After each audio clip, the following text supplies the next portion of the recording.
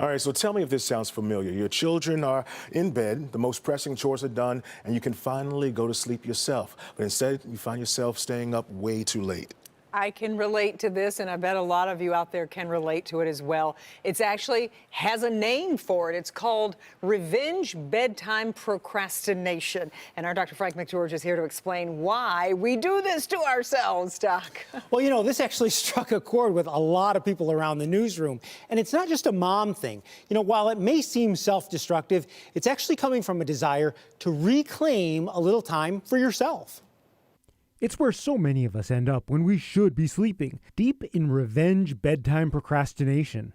So for most people, that means being in bed on their phones and scrolling, doom scrolling or scrolling, social media.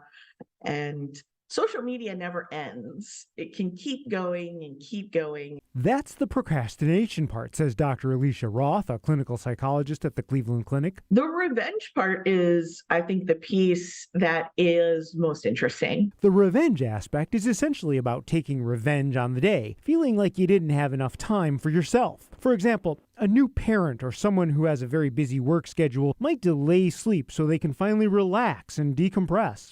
Oftentimes, going to bed is the first time you really have that time with yourself or maybe with your partner. While it might feel good in the moment, Dr. Roth says that lack of sleep will catch up with you. And if it becomes a regular habit, revenge bedtime procrastination can lead to insomnia. In the long term, this can go from a choice, I'm choosing not to go to sleep, into an insomnia where I can't fall asleep.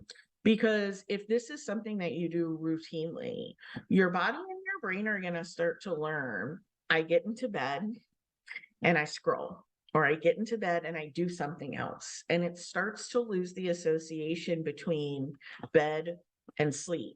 Ultimately, our bodies need more rest periods during the day and time to unwind at night.